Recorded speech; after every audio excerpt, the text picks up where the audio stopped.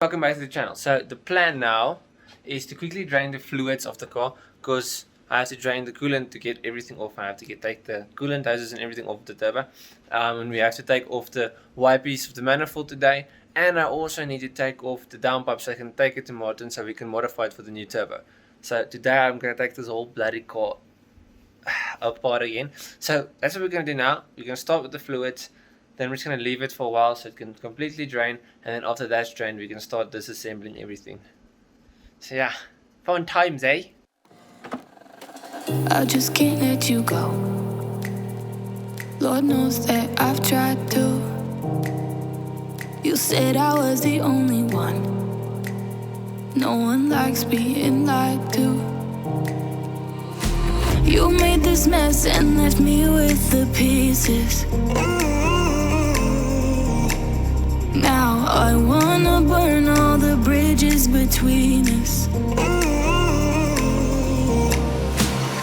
I can't focus, I can't forget. I've been thinking too much lately. I just need to clear my... I've got to go to work, and then when I come back I'm probably gonna finish all of this shit.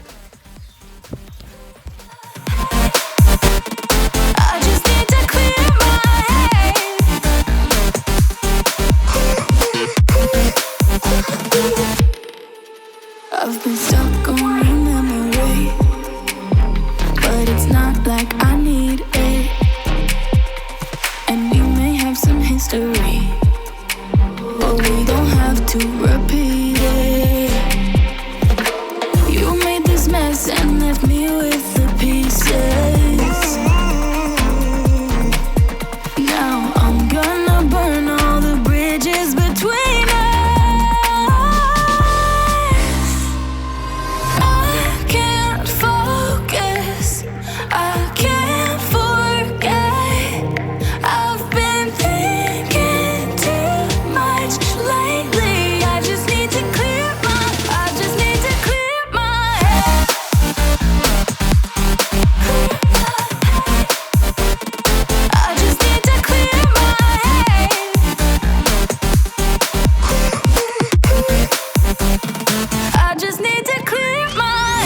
Okay, so we took the whole bumper off, light out, everything, just to get me some more space for this thing. Still don't have enough space. Probably gonna have to take this whole front end off.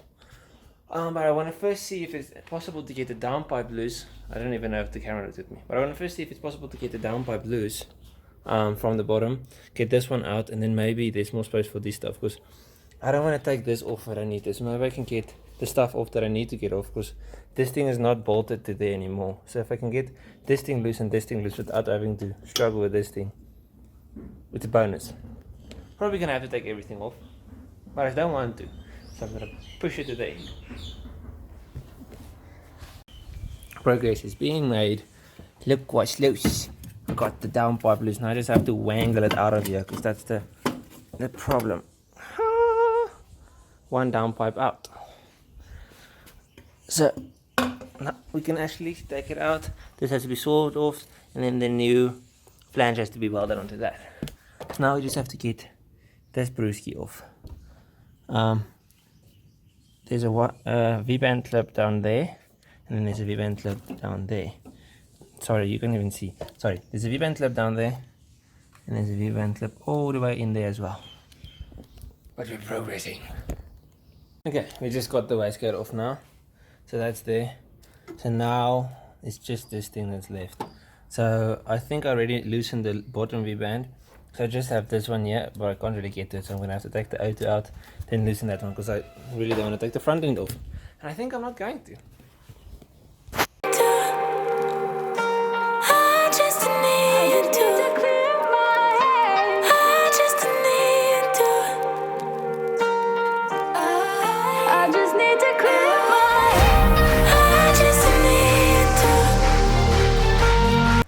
Okay, so I feel today was a very productive day. I got everything out here. So as you can see, nothing left. The mount of the turbo is out. got everything loose. I just covered everything up with plastic so nothing goes in. So the stripping is done. All that's left now is fitting the new turbo, while building the new like placement and the twin scroll housing thingy, not housing, the twin scroll exhaust manifold part and everything and mounting. I would like to quickly see if there's any space for the turbo, because it is bigger and I don't know if there's enough space for it, but I'm just going to quickly like put it in and see if there's any space, and then I think we are done with the car till we can actually go further next week. So yeah, that's how the turbo would look in place. It's a massive thing. We're going to try and close the bonnet now. So it's just resting on the engine. It will probably be a little bit higher because I don't want it to touch here, and we need to fit in the tappet cover still. So probably like a 500 millimeters higher. But we can just quickly see if the bonnet can actually close.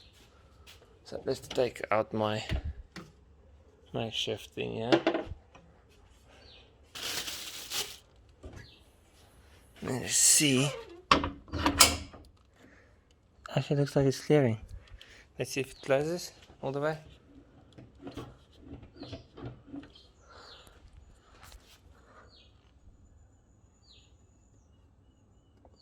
Okay, let's see.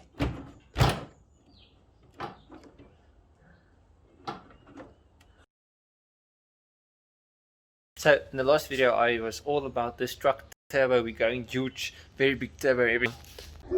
The thing is, we're not going to go truck turbo anymore.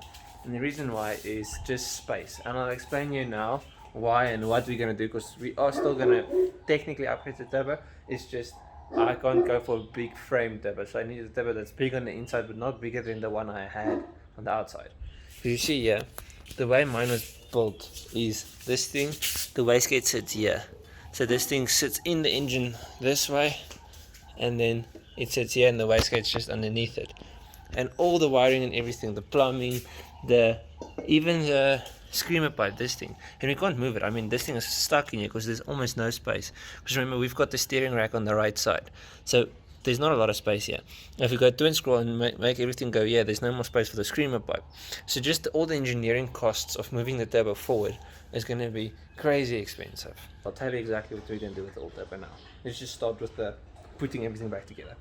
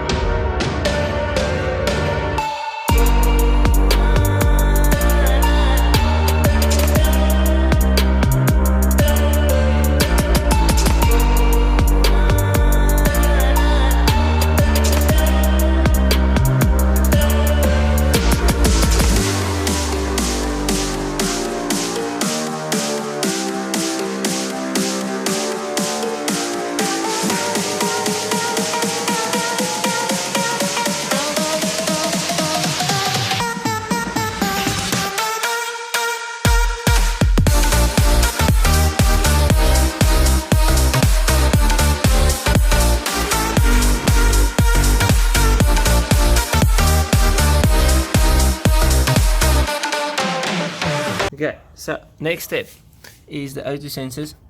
This thing is on again. Just finished with the bottom bolts, so I've got to put in both O2 sensors, plug them back in again. Then we've got to put in the downpipe, and then the wastegate I'm going to wait with because I don't have, what do you call it, gasket paper at the moment. So it's just going to be downpipe this thing. That's it for today, and then I can explain to you exactly what we're going to do with the turbo situation. So we're not going truck again, just a reminder. Okay, so we got everything back in the car. If you look there, the downpipe's on again, and the split is in and everything is sharp there. So the car's basically fine for now. So now it's just what are we going to do with the turbo. So I'll explain to you now. Sorry for giving me, not just telling you what it is. It's more difficult to explain than just, yeah.